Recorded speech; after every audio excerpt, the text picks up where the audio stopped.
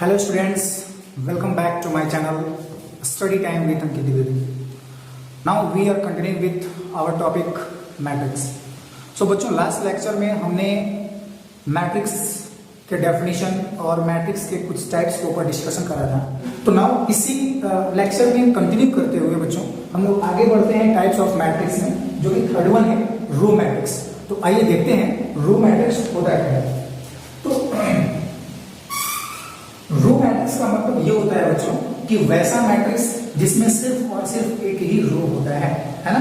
A matrix in which only one row, a matrix in which only one row is called row matrix. देख सकते हो for example अगर मैं कहूं A is equal to कोई matrix है, A is equal to कोई matrix है 2 3 4. तो आप देख पा रहे हो कि ये जो मैट्रिक्स है इस मैट्रिक्स में एक ही रो है और 3 कॉलम्स है. इसका मतलब इस मैट्रिक्स का जो ऑर्डर होगा वो होगा 1 क्रॉस 3. एक और एग्जांपल होगा B इज इक्वल टू -1 2 3 4. इस मैट्रिक्स में भी सिर्फ और सिर्फ एक ही रो है, तो इसका जो ऑर्डर होगा वो हो जाएगा 1 क्रॉस 4. तो ये बात नोट करने वाली है बच्चों कि जो मैट्रिक्स होगा उस मैट्रिक्स का जो ऑर्डर है वो हमेशा 1 क्रॉस n के फॉर्म में होता है. मैट्रिक्स का जो ऑर्डर है वो हमेशा 1 क्रॉस n के फॉर्म में होता है. तो मैं अगर ये कहूं कि वैसा मैट्रिक्स जिसका ऑर्डर 1 क्रॉस n होता है इसको हम लोग रो मैट्रिक्स बोलते हैं, तो इसमें कोई गलत बात नहीं होगी. बात समझ आ रही सबको. तो वैसा मैट्रिक्स जिसका जो ऑर्डर है वो क्या होता है 1 क्रॉस n होता है, then such type of matrix is called row matrix. Next बच्चों आगे बढ़ते हैं हम लोग. तो नेक्स्ट जो टाइप होता है मैट्रिक्स का वो होता है column matrix. A matrix having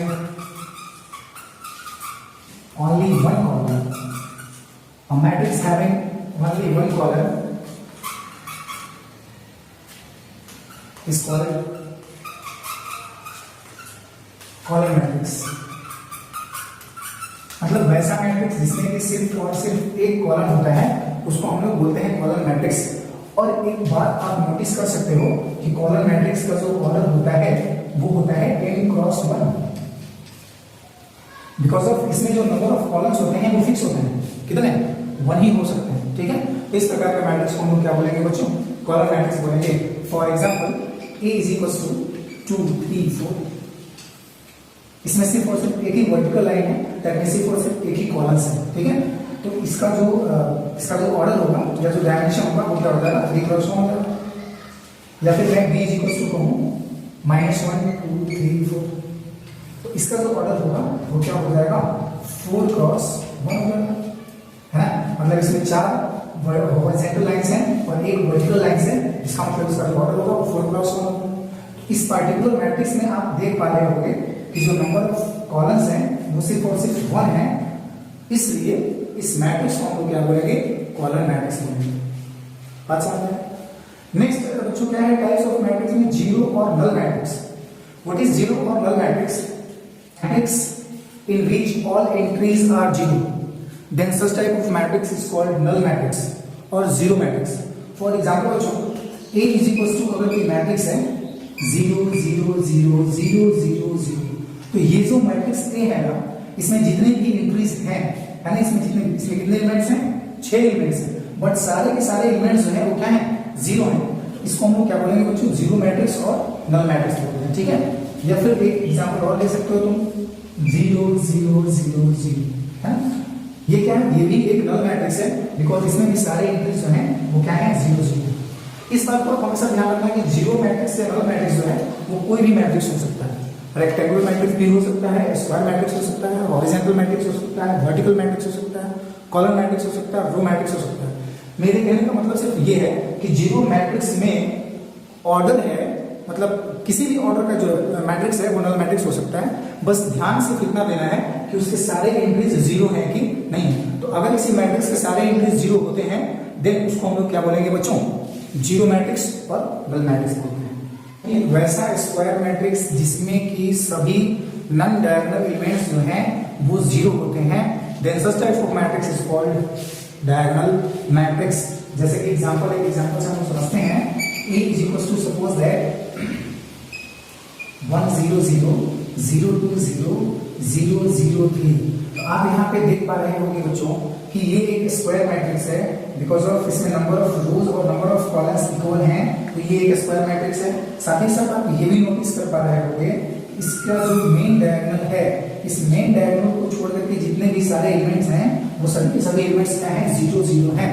so that means ये जो पर्टिकुलर मैट्रिक्स लिखा है मैंने, ये कैसा मैट्रिक्स है, डायगोनल मैट्रिक्स है। ठीक है, किस ऑर्डर का, 3 क्रॉस 3 ऑर्डर, या फिर आप ये भी कह सकते हो कि ऑर्डर 3 का डायगोनल मैट्रिक्स है। अच्छा, एक और चीज नोटिस करने वाली बात ये है, if d1 d2 dot dn are diagonal elements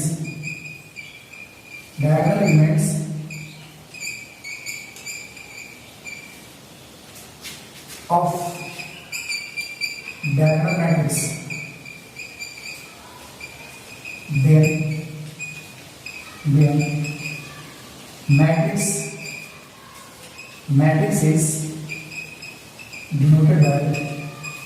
then matrix is denoted by di as a diagonal d1 d2 and dot dn। देखो इसका क्या मतलब है बच्चों कि अगर किसी डायगोनल मैट्रिक्स के जो डायगोनल एलिमेंट्स हैं, अगर सारे के सारे डायगोनल एलिमेंट्स दिए हुए हैं d1 d2 d3 dot dn, तो उस मैट्रिक्स को, उस डायगोनल मैट्रिक्स को हम लोग सिर्फ इस नोटेशन से, मतलब diz d1 d2 d3 dot dn से भी हम लोग डिनोट कर सकते हैं। मतलब ये हुआ कि अगर ये डायगोनल मैट्रिक्स है तो डायगोनल मैट्रिक्स के जो डायगोनल एलिमेंट्स हैं वो क्या है, 1 2 3 है। इसको हम लोग क्या लिख सकते हैं, इसको हम लिख सकते हैं बच्चों डायगोनल 1 2 3। तो अगर आपको किसी क्वेश्चन में हो सकता है ऐसा कि पूरा का पूरा डायगोनल मैट्रिक्स ना दे करके सिर्फ यही दिया गया हो, ठीक है, तो आपको ये पता चलना चाहिए कि डी बाई ए सी मतलब डायगोनल 1 2 3 है। इसका मतलब ये हुआ तो वो एक डायगोनल मैट्रिक्स होगा जिसके जो मेन डायगोनल्स होंगे, उनके जो एलिमेंट्स होंगे वो 1 2 3 होंगे। आइए एक एग्जांपल हम देखते हैं। फॉर एग्जांपल अगर मान लीजिए दिया हो D I A see that means diagonal -1 2 0, इसका क्या मतलब है? अगर मैं इसको मैट्रिक्स के फॉर्म में लिखना चाहूँ तो मैं कैसे लिख सकता हूँ? तो बच्चों इसको मैट्रिक्स के फॉर्म में हम लिख सकते हैं, क्योंकि हम लोग जानते हैं कि डायगोनल एलिमेंट -1 2 और 0 है ना, 3 डायगोनल एलिमेंट्स हैं। इसका मतलब कि ये ऑफ कोर्स 3 क्रॉस 3 ऑर्डर का मैट्रिक्स रहा होगा, ठीक है। तो इसके डायगोनल एलिमेंट है -1 और बाकी के जो एलिमेंट्स हैं वो 0 0 हो जाएंगे, 0 2 0 0 0 एंड 0। अब यहाँ पे आप नोटिस कर लो कि जो डायगोनल एलिमेंट हैं -1 2 0 है। अच्छा, आप ये ऐसा सोच रहे होगे ना कि वैसा स्क्वायर मैट्रिक्स जिसमें नन डायगोनल एलिमेंट्स 0 हैं, बट यहाँ पे तो डायगोनल का भी एक एलिमेंट 0 हो गया। ये कोई मैटर नहीं करता बच्चों, डायगोनल के एलिमेंट क्या है क्या नहीं है ये कोई मैटर नहीं करता है। बस ये ध्यान रखना है कि जो नन डायगोनल एलिमेंट्स हैं वो 0 है कि नहीं है। अगर किसी मैट्रिक्स के नन डायगोनल एलिमेंट्स अगर 0 होते हैं, then such type of matrix is called diagonal matrix. Diagonal elements क्या है ये कोई मैटर नहीं करता है। बात समझ आ रही है? अब जैसे एक मैं एग्जांपल आप लोगों को देता हूँ। फॉर एग्जांपल अगर C इक्वल्स टू मैं मैट्रिक्स लूं 0 0 0 0 0 0 0 0 0, आप ये देख पा रहे होंगे कि ये जो मैट्रिक्स मैंने लिखा हुआ है ये मैट्रिक्स कैसा मैट्रिक्स है? आपको सर ये तो नल मैट्रिक्स है। हाँ बिल्कुल ये नल मैट्रिक्स है, because all entries of that matrix is 0। इस मैट्रिक्स के सारे एंट्रीज 0 हैं, तो नल मैट्रिक्स है, बिल्कुल है। लेकिन क्या ये डायगोनल मैट्रिक्स है? सोचो, क्या ये डायगोनल मैट्रिक्स है? हाँ बिल्कुल। क्यों? क्योंकि इसके जो नन डायगोनल एलिमेंट्स हैं ना, मतलब इसके मेन डायगोनल को छोड़ के शेष जितने भी एलिमेंट्स हैं वो सब के सब 0 हैं। अब तो तुम कहोगे सर तो डायगोनल एलिमेंट्स भी 0 है। मैं बोलूँगा कोई बात नहीं है, डायगोनल एलिमेंट्स क्या है क्या नहीं ये कोई मैटर नहीं करता। बस देखना बस ये है कि जो नन डायगोनल एलिमेंट्स हैं वो 0 होता है कि नहीं होता है। तो वैसा मैट्रिक्स जिसके नन डायगोनल एलिमेंट्स 0 होते हैं, then such type of matrix is called what? Diagonal matrix. Now next जो मैट्रिक्स है बच्चों वो क्या है? Scalar matrix. स्केलर मैट्रिक्स किसको बोलते हैं? A square matrix in which every non-diagonal elements are 0 and all diagonal elements are equal. Every non-diagonal elements are 0 and all diagonal elements are equal is called a square matrix. जैसा कि अभी मैंने पीछे diagonal matrix के बारे में discuss किया था, तो डायगोनल मैट्रिक्स में क्या होता था? सारा का सारा एलिमेंट जो होता था डायगोनल एलिमेंट्स होता था वो नॉन जीरो होता था, ठीक है, मतलब जो नॉन डायगोनल एलिमेंट्स होता था वो सबका सब जीरो होता था। तो लेकिन यहाँ पे एक कंडीशन है कि भाई डायगोनल एलिमेंट्स इक्वल होना चाहिए, डायगोनल एलिमेंट्स क्या होना चाहिए, इक्वल होना चाहिए, और सभी every non diagonal elements are zero, सारे के सारे नॉन डायगोनल एलिमेंट्स हैं वो जीरो होने चाहिए, बट डायगोनल एलिमेंट्स क्या होना चाहिए, इक्वल होने चाहिए, ठीक है। अब देखते हैं for example a is equal to 1 0 0 0 2 0 0 0 3। अब मैं पूछूं कि क्या ये स्केलर मैट्रिक्स है? बिल्कुल नहीं है। क्यों नहीं है? क्योंकि इसके सारे के सारे डायगोनल एलिमेंट्स, इसके नॉन डायगोनल एलिमेंट्स तो जीरो हैं, बट सारे के सारे डायगोनल एलिमेंट्स हैं वो इक्वल नहीं है, इक्वल होने चाहिए। अगर इक्वल नहीं है तो ये डायगोनल मैट्रिक्स है, बट इक्वल होने चाहिए। तो अब मैं इसको इक्वल कर देता हूं, इसको मैं कर देता हूं 2 और इसको भी मैं कर देता हूं 2। तो अब यहाँ पे आप देख पा रहे हो बच्चों कि सारे के सारे जो मेन डायगोनल एलिमेंट्स हैं वो आपस में इक्वल आ गए। इसका मतलब ये हुआ कि ये जो मैट्रिक्स है वो स्केलर मैट्रिक्स है। तो वैसा मैट्रिक्स जिसमें कि नॉन डायगोनल एलिमेंट जो हैं वो जीरो हों, बट जो डायगोनल एलिमेंट्स हों वो इक्वल हों, then such type of matrix is called scalar matrix. अच्छा, यहाँ पे नोट करने वाली बात ये है कि अगर मैं पूछूं कि क्या ये डायगोनल मैट्रिक्स है, आपका जवाब होना चाहिए हाँ है, बिल्कुल। क्यों? क्योंकि जो मेन डायगोनल है ना, इसके सारे के सारे एलिमेंट्स जो हैं, मतलब मेन डायगोनल को छोड़ के जितने भी एलिमेंट्स हैं वो सबके सब क्या हैं, जीरो जीरो हैं। तो ये डायगोनल मैट्रिक्स है, लेकिन ये स्केलर है। तो यहाँ पे एक नोट आएगा, नोट ये आएगा बच्चों, यहाँ पे एक नोट आने वाला है, नोट ये आने वाला है, every scalar matrix, every scalar matrix is diagonal, every scalar matrix is diagonal, but every diagonal matrix may not be a scalar, every diagonal matrix may not be a scalar, है ना। जैसा कि अभी आपने देखा था कि जब यहाँ पे 1 2 3 था तो वो डायगोनल मैट्रिक्स तो था बट स्केलर नहीं था। तो यहाँ पे जब सारा का सारा जो मेन डायगोनल एलिमेंट्स हैं वो सारे के सारे मेन डायगोनल एलिमेंट्स अगर इक्वल हो जाते हैं तो इसको हम लोग बोलते हैं क्या, स्केलर मैट्रिक्स। तो आपने ये देखा कि जितने भी स्केलर मैट्रिक्स हैं वो सारे के सारे स्केलर मैट्रिक्स जो हैं वो डायगोनल मैट्रिक्स होते हैं, बट सारे के सारे जो डायगोनल मैट्रिक्स हैं वो स्केलर नहीं होते हैं। नेक्स्ट बच्चों क्या है, यूनिट मैट्रिक्स और आइडेंटिटी मैट्रिक्स। तो यूनिट मैट्रिक्स का डेफिनेशन क्या होता है, सबसे पहले हम लोग इसका डेफिनेशन देख लेते हैं। तो a scalar matrix in which every non diagonal element is 1, a scalar matrix in which every non diagonal element is 1 is called what, unit matrix और identity matrix. It is generally denoted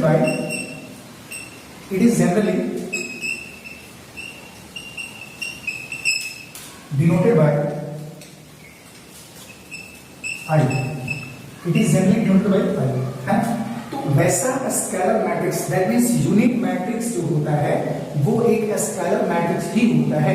तो वैसा scalar matrix जिसके सभी diagonal elements जो हैं वो क्या होने चाहिए, 1 होने चाहिए। फॉर एग्जांपल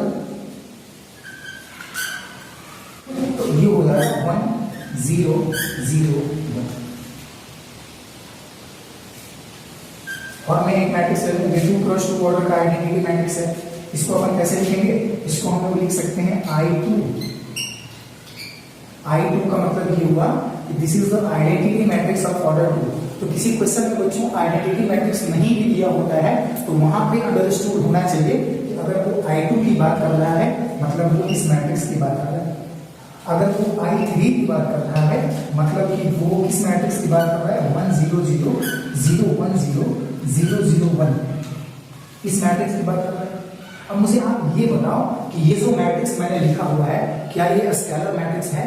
हाँ बिल्कुल, ये स्केलर मैट्रिक्स है जिसमें कि जितने भी डायगोनल एलिमेंट्स हैं वो सेम है और 1 है। तो यहां से भी बच्चों एक नोट निकल कर क्या आता है, नोट क्या आता है, आप इस नोट को यहां से देखो। नोट क्या आता है, every unit matrix is scalar but every scalar matrix may not be unit. I repeat again बच्चों, every unit matrix or identity matrix is a scalar matrix, but every scalar matrix may not be unit matrix or identity matrix. now बच्चों next जो है matrix है अपर triangular matrix. देखो अपर triangular matrix क्या होता है, तो वैसा स्क्वायर मैट्रिक्स जिसमें मेन डायगोनल के नीचे के सारे एलिमेंट्स जीरो होते हैं, वैसा मैट्रिक्स जिसमें मेन डायगोनल के नीचे के सारे एलिमेंट्स जीरो होते हैं, then such type of matrix is called upper triangular matrix. जैसा कि आप एग्जांपल देख सकते हो 1 2 3 0 4 5 0 0 6। तो बच्चों यहाँ पे ध्यान देने वाली बात यह है कि यहाँ पे जो मेन डायगोनल है, इस मेन डायगोनल के नीचे के सारे एलिमेंट्स जीरो हैं, then such type of matrix is called upper triangular matrix. यहाँ पर जो डेफिनेशन में भी वही लिखा हुआ है कि अगर ए कोई स्क्वायर मैट्रिक्स है, उसके ए आई जे जीरो होने चाहिए फॉर ऑल का साइन होता है, ठीक है, for all I greater than जे।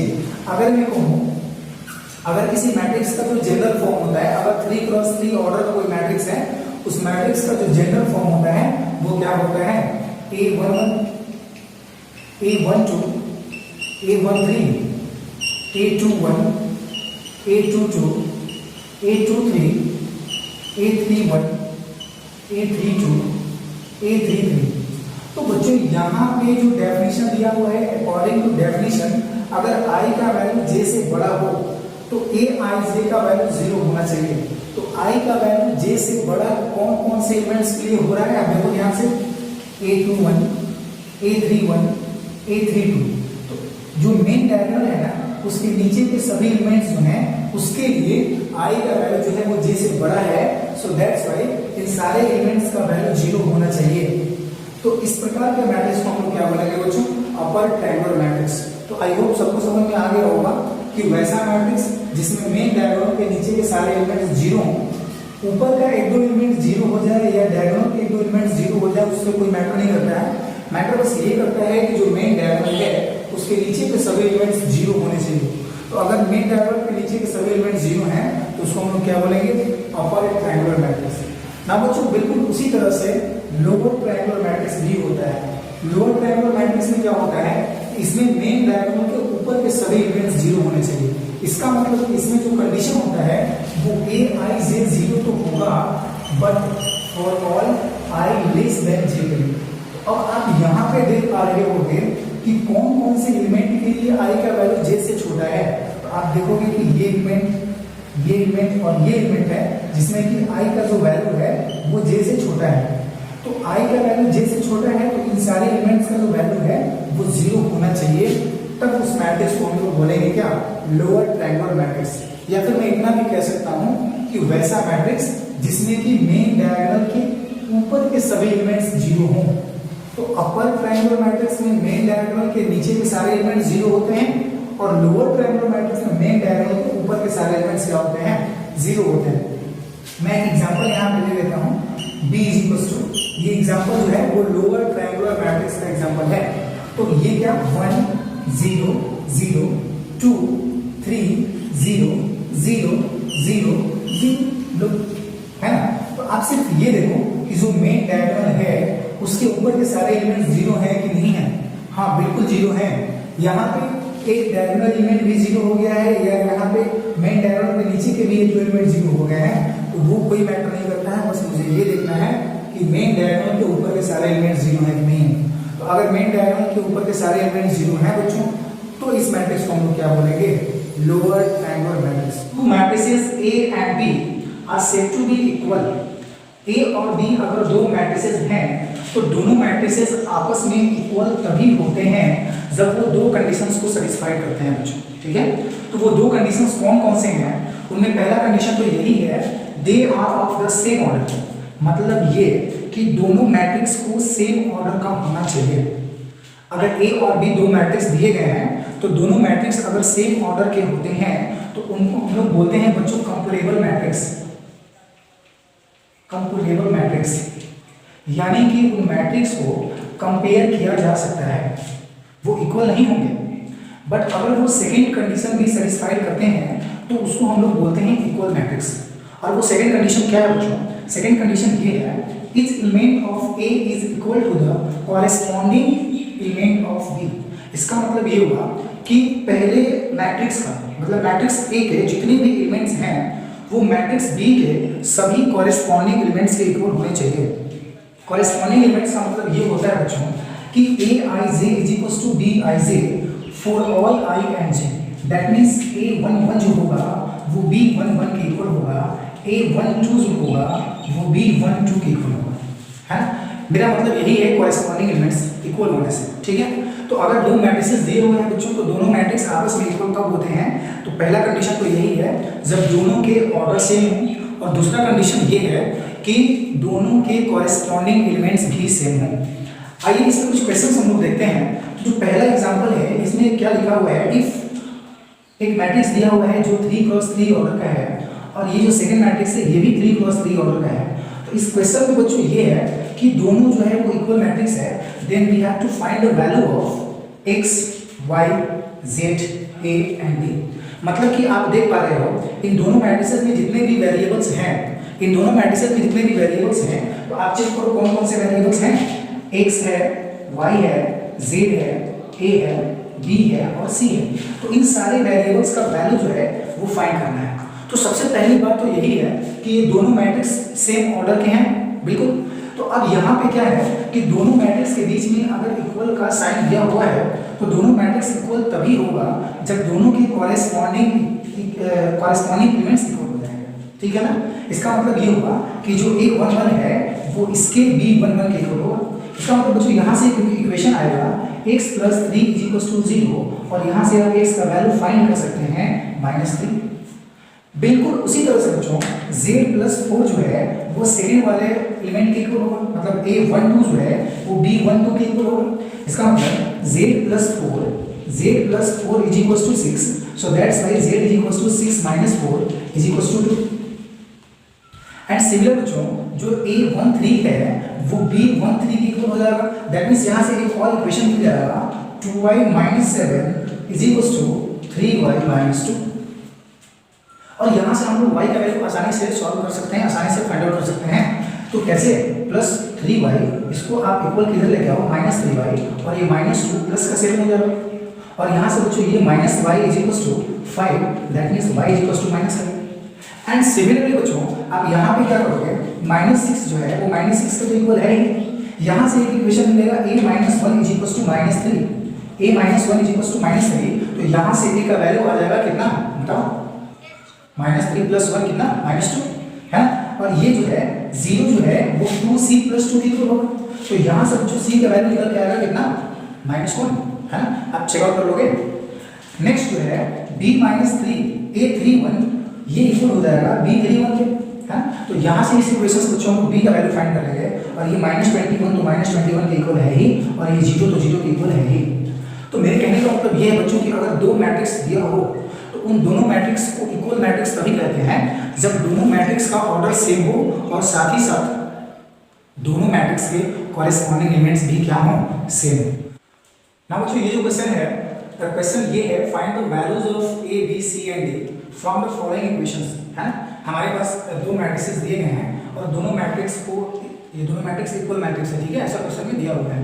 तो यहाँ से क्या करना है कि मुझे a b c और d का वैल्यू फाइंड आउट करना है।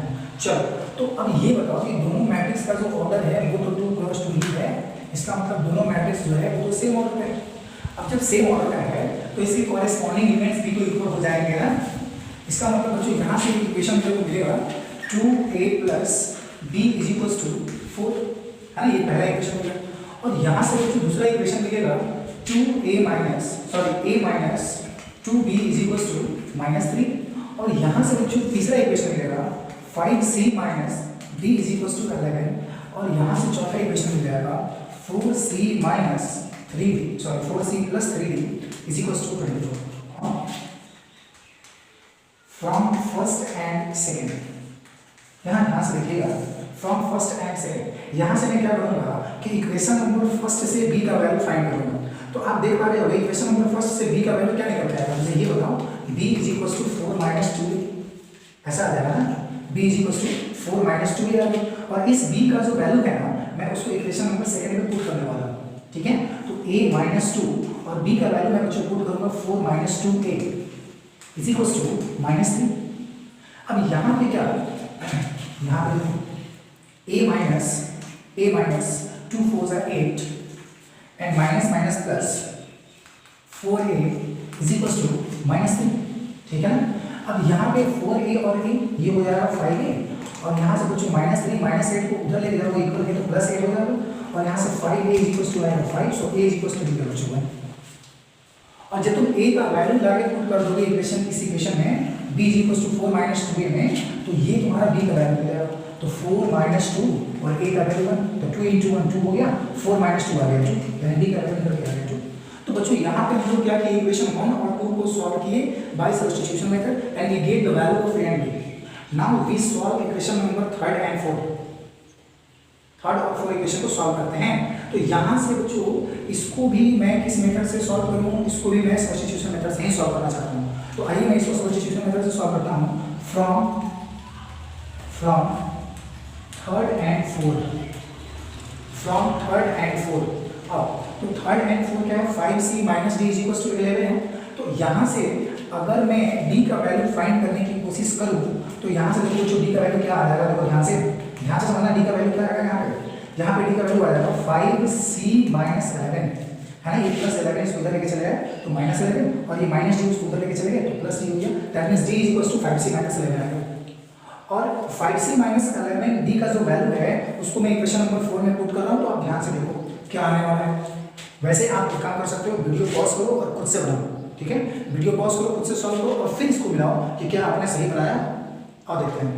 तो इक्वेशन नंबर 4 में मैं वैल्यू पुट करूंगा 4c माइनस प्लस 3, और d का वैल्यू जो बच्चों यहाँ से मैंने सब्स्टिट्यूट करना है इक्वेशन नंबर 3rd से, वो है 5c minus 11, 5c minus 11 and equal क्या है, इक्वल है 24, इक्वल 24, ठीक है। आई होप सबको समझ में आ रहा है। तो यहाँ पे बच्चों क्या हो जाएगा, 4c is equal to not is equal to 4c plus 5 3 जा 15c माइनस 11 3 जा 33 इज इक्वल टू 24, एंड यहाँ से बच्चों 15c प्लस 4c ये हो जाएगा 19c है ना, 15 और 4 19c is equal to 24 and plus 33, that means 19c is equal to 437 326,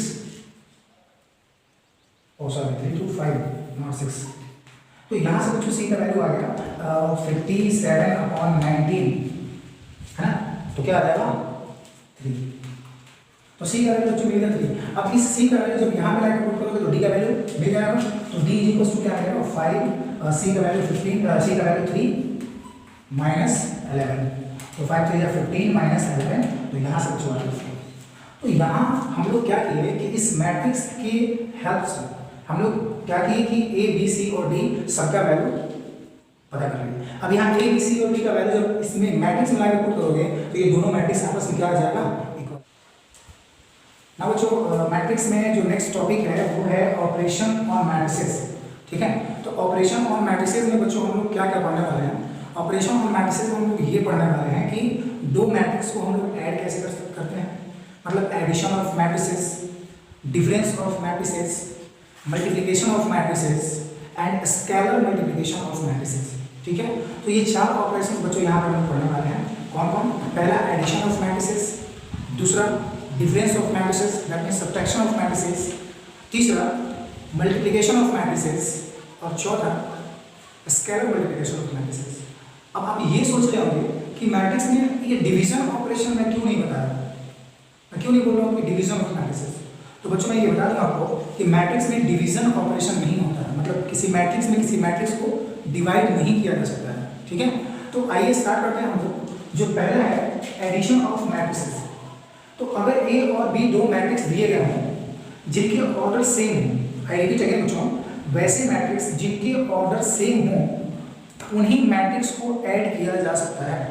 तो अगर ए और बी दो मैट्रिसेस दिए गए हों तो दोनों मैट्रिक्स को ऐड तभी किया जा सकता है जब दोनों के ऑर्डर सेम हो। और ऐड कैसे करते हैं, उनके कॉरेस्पॉन्डिंग एलिमेंट्स को ऐड कर देते हैं। जैसा कि अभी आप इसके जस्ट पहले वाले टॉपिक आप देख रहे थे, कॉरेस्पॉन्डिंग एलिमेंट्स का मतलब क्या होता है कि फर्स्ट मैट्रिक्स का जो फर्स्ट रो फर्स्ट एलिमेंट का जो फर्स्ट रो फर्स्ट कॉलम का जो एलिमेंट है A11 जो है वो दूसरे मैट्रिक्स का B11 के इक्वल होना चाहिए।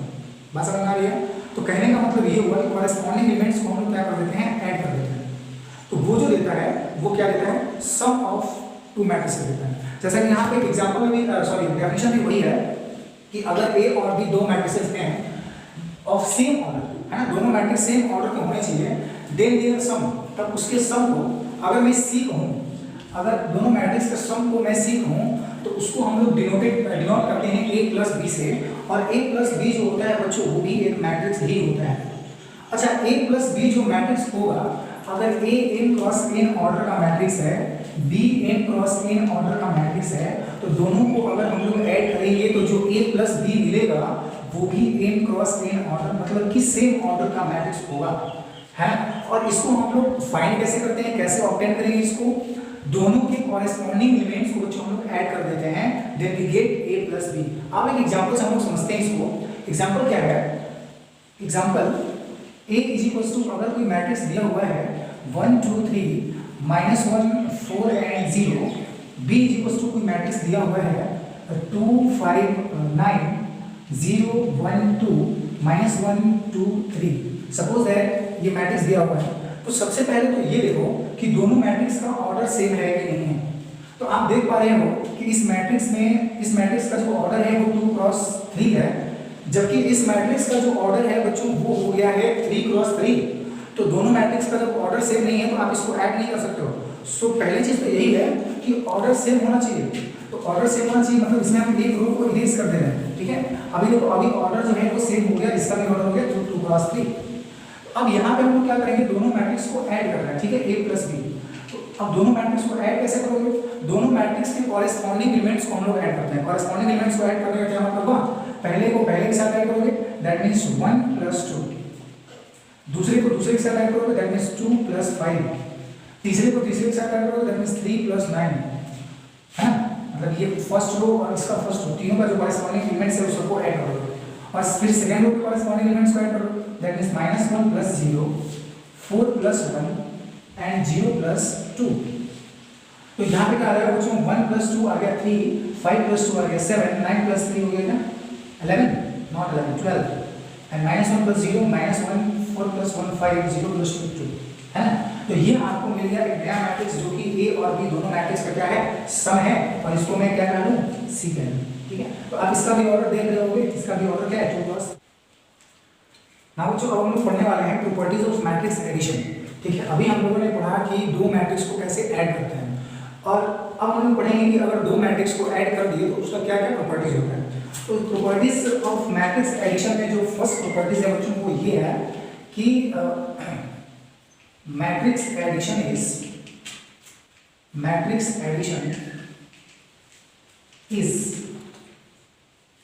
Commutative. Matrix addition is commutative. Matrix addition is commutative होने का मतलब ये हुआ कि अगर A और B दो मैट्रिसेस हैं तो दोनों का जो ऐड है वो कम्यूटेटिव लॉ को फॉलो करता है। कम्यूटेटिव लॉ को बच्चों को बोलते हैं क्रम विनिमय। क्रम विनिमय मतलब कि अगर उसके ऑर्डर में हम लोग चेंजेस करते हैं, मतलब उसके ऑर्डर को अगर हम लोग इंटरचेंज करते हैं तो उसके वैल्यू में कोई चेंजेस नहीं होता है ना। अगर A प्लस B का वैल्यू निकालो और B प्लस A का वैल्यू निकालो तो दोनों का वैल्यू जो है वो आपस में इक्वल आता है ना। इसको आप एक एग्जांपल के द्वारा चेक कर लोगे, ठीक है। मैं यहाँ पे एग्जांपल नहीं देने वाला हूँ, आप खुद से एक एग्जांपल लोगे, A और B दो मैट्रिक्स लोगे और देखोगे कि वो कम्यूटेटिव लॉ को फॉलो कर रहा है कि नहीं कर रहा है। नाउ जो सेकंड प्रॉपर्टीज है बच्चों वो है matrix addition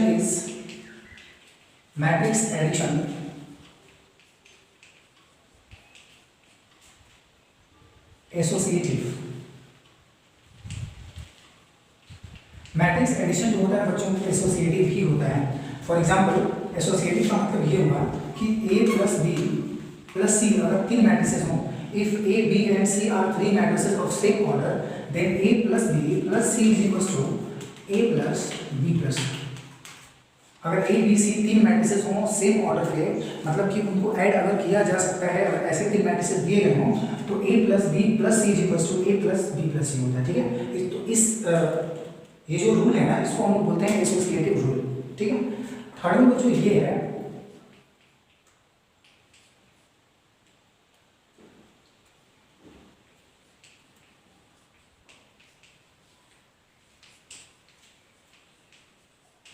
identity element exist. तो वो आइडेंटिटी एलिमेंट का मतलब क्या होगा? आइडेंटिटी एलिमेंट का मतलब ये होगा बच्चों, अगर मैं आपसे पूछूं कि 2 में आप क्या ऐड करोगे कि वो 2 ही रह जाएगा, या फिर 3 में आप क्या ऐड करोगे कि वो 3 ही रह जाएगा, तो आप कहोगे कि सर 2 में अगर मैं 0 ऐड कर दूं या 3 में अगर मैं 0 ऐड कर दूं या किसी भी नंबर में अगर आप 0 ऐड कर दो तो वो नंबर एज इट इज रह जाता है। ठीक है, सो that's why 0 is called identity element for the operation plus. तो हम लोग 0 को बोलते हैं क्या? आइडेंटिटी एलिमेंट बोलते हैं। किसके लिए? प्लस के लिए। अब आप यहाँ पे सोच रहे होंगे कि 0 जो है प्लस के लिए आइडेंटिटी एलिमेंट होता है, तो क्या अलग अलग ऑपरेशन के लिए आइडेंटिटी एलिमेंट अलग अलग होता है क्या?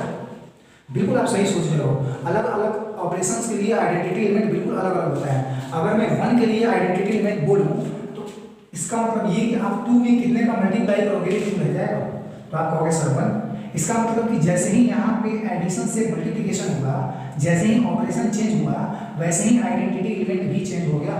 तो आप हमेशा ध्यान रखोगे कि जो 0 होता है वो एडिशन के लिए आइडेंटिटी एलिमेंट होता है और जो 1 होता है वो मल्टीप्लिकेशन के लिए आइडेंटिटी एलिमेंट होता है। ठीक है, तो अभी बातें जो भी हो रही हैं वो एडिशन से रिलेटेड हो रही हैं, सो अभी हम लोग मल्टीप्लिकेशन की बातें नहीं करने वाले हैं। तो यहाँ पे बच्चों अब ये सोचो कि अगर कोई भी एलिमेंट है, अब वहाँ पे तो रियल नंबर था ना, यहाँ पे जो है वो मैट्रिक्स की बातें होंगी, यहाँ पे मैट्रिक्स की बातें होंगी। तो कोई भी अगर मैट्रिक्स है, अगर ये कोई मैट्रिक्स है तो आप इसमें क्या ऐड करोगे कि वो मैट्रिक्स एज इट इज रह जाएगा? तो मैं बोलूँगा कि नल मैट्रिक्स ऐड करके देख लो। अगर कोई मैट्रिक्स है उसमें आप नल मैट्रिक्स को ऐड करोगे, उसी ऑर्डर का नल मैट्रिक्स होना चाहिए। ठीक है, उसको अगर आप ऐड करोगे तो वो एज इट इज वही एलिमेंट होगा, वही मैट्रिक्स मिलेगा। फॉर एग्जाम्पल जैसे मान लो A इक्वल्स टू कोई दिया हुआ है मैट्रिक्स 1 2 3 4 5 6, और अगर मैं इसमें एक नल मैट्रिक्स को ऐड कर दूं तो नल मैट्रिक्स को ऐड करोगे तो किस ऑर्डर के नल मैट्रिक्स को ऐड करोगे? उसी ऑर्डर के नल मैट्रिक्स को ऐड करना पड़ेगा जिस ऑर्डर का पहले वाला मैट्रिक्स है। तो आप यहाँ पे देख पा रहे होंगे बच्चों, आप यहाँ पे देख पा रहे होंगे कि अगर ये 2 क्रॉस 3 ऑर्डर का मैट्रिक्स है तो नल मैट्रिक्स भी 2 क्रॉस 3 ऑर्डर का लेना पड़ेगा, है ना। तो अब अगर तुम ऐड करोगे तो कॉरेस्पॉन्डिंग एलिमेंट्स को ऐड करोगे। जब तुम कॉरेस्पॉन्डिंग एलिमेंट्स को ऐड करोगे तो 1 + 0 = व्हाट? 1 आएगा। 2 + 0 = व्हाट? 2 आएगा। 3 + 0 = व्हाट? 3 आएगा। 4 + 0 4। सारे कॉरेस्पॉन्डिंग एलिमेंट्स को हम लोग ऐड करेंगे तो ये A एज इट इज आ जाएगा। बात समझ में आ रही है? तो इसलिए हम लोग क्या बोलेंगे कि जो नल मैट्रिक्स है, नल मैट्रिक्स जो है, नल मैट्रिक्स यानी 0 जो है is identity element, identity element for addition. Null matrix is identity element for addition, ऐसा हम लोग बोलेंगे। तो बात समझ आई? पहला क्या था? Matrix addition is commutative. दूसरा क्या था? Matrix addition is associative. तीसरा क्या था? आइडेंटिटी एलिमेंट एग्जिस्ट करता है। इसका मतलब कि कोई भी अगर मैट्रिक्स हो उसमें अगर हम 0 को ऐड कर दें, नल मैट्रिक्स को ऐड कर दें तो वो मैट्रिक्स एज इट इज मिल जाता है। सो दैट्स व्हाई हम लोग कहेंगे जो 0 है वो आइडेंटिटी एलिमेंट है। बात समझ में आई?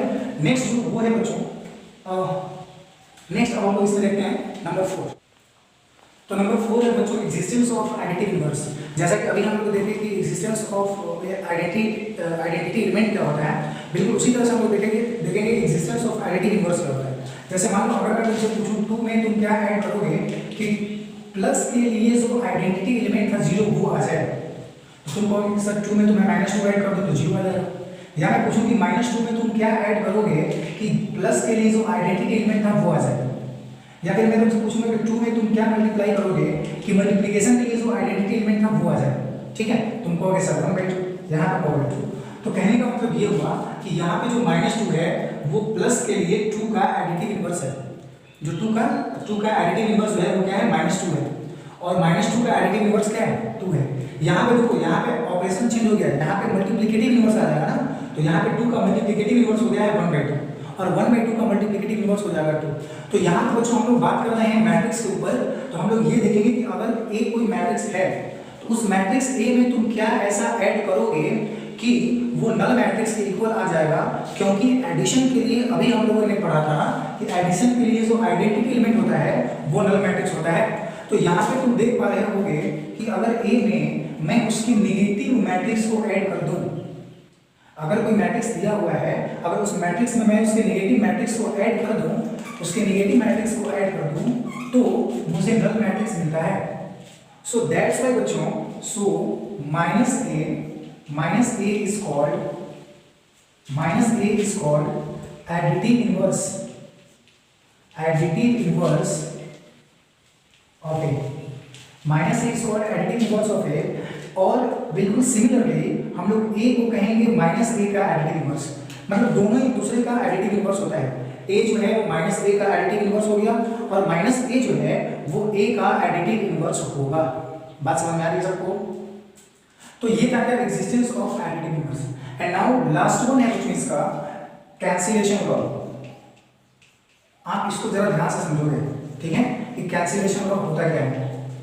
देखो ध्यान से, if A B and C are three matrices.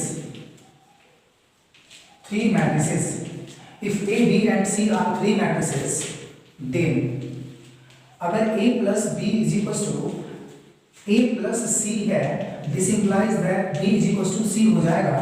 और ये कैसे हुआ? लेफ्ट कैंसिलेशन लॉ से। मतलब यहाँ पे ये है बच्चों कि कैंसिलेशन लॉ जो होता है वो दो प्रकार का होता है, लेफ्ट कैंसिलेशन लॉ और राइट कैंसिलेशन लॉ, है ना। लेफ्ट कैंसिलेशन लॉ और राइट कैंसिलेशन लॉ। तो यहाँ पे आप देख पा रहे होंगे कि यहाँ पे a प्लस बी और a प्लस सी जो है, तो ये दोनों तरफ जो a को ऐड किया गया है वो लेफ्ट साइड में ऐड किया गया है। मतलब a को b के लेफ्ट साइड में ऐड किया गया है और यहाँ पे a को c के लेफ्ट साइड में दिया गया है। तो by left cancellation law left side वाला a जो है वो कैंसिल हो जाएगा और b इक्वल्स टू c आ जाएगा। अगर यहाँ पे b प्लस a हो और यहाँ पे c प्लस a हो तो बच्चों this implies that b is equal to c। और ये कैसे? राइट कैंसिलेशन लॉ से।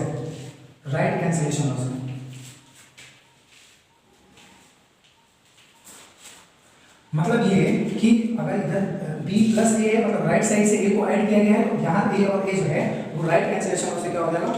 कट जाएगा, है ना, कैंसिल हो जाएगा और वहाँ b is equal to c आ जाएगा। अब आप यही सोच रहे होगे कि बचपन से तो ऐसा हम लोग पढ़ते आ रहे हैं कि जिधर हम उधर कटा देते थे, जिधर हम उधर कैंसिल कर देते थे। तो अब बच्चों अपने मन की नहीं चलने वाली है, ठीक है। यहाँ पे जो हम लोग करने वाले हैं बिल्कुल हर एक चीज जो है वो रूल को फॉलो करते हुए करेंगे। अब अगर मैं आपसे कहूँ कि a plus B is equals to c plus a है, तो क्या आप लिख सकते हो b is equals to c? यहाँ पे तो आप फिर भी लिख सकते हो, बट जब आप मल्टीप्लिकेशन पढ़ोगे तो वहां पे फिर ये कैंसिलेशन लॉ जो होगा वो बहुत काम आने वाला है, ठीक है। अब यहाँ पे तुम कैसे अप्लाई कर सकते हो, जरा ध्यान से देखो। क्यों अप्लाई कर सकते हो? क्योंकि बच्चों देखो यहाँ पे ध्यान से a plus B is equal to c plus a है। अब यहाँ पे b के ये लेफ्ट साइड में है और ये c के राइट साइड में है, तो दोनों कैंसिलेशन लॉ में से कोई भी कैंसिलेशन लॉ यहाँ पे एप्लीकेबल नहीं है, ठीक है। But we know that addition of matrices is commutative, so that's why we can write a plus b as b plus a। मतलब कि a plus b को अगर मैं b plus a लिख दूं तब तो ये चूंकि मैट्रिक्स एडिशन जो होता है वो कम्यूटेटिव होता है, a plus b b plus a लिखा जा सकता है। अब देखो यहाँ पे राइट और यहाँ पे राइट साइड में a है, तो according to right cancellation law a और a कैंसिल हो जाएगा और b is equal to c आ जाएगा, ठीक है। तो ये बच्चों हम लोग क्या पढ़े अभी? Properties of matrix addition. Properties of matrix addition की ये सारा चीज होगा, existence of additive inverse, cancellation law, है ना, commutative law, associative law, identity element, ये सारी चीजें हम लोग पढ़े हैं। तो आज के लेक्चर में बस इतना ही बच्चों, नेक्स्ट लेक्चर में हम लोग आएंगे। So thank you very much for watching this video.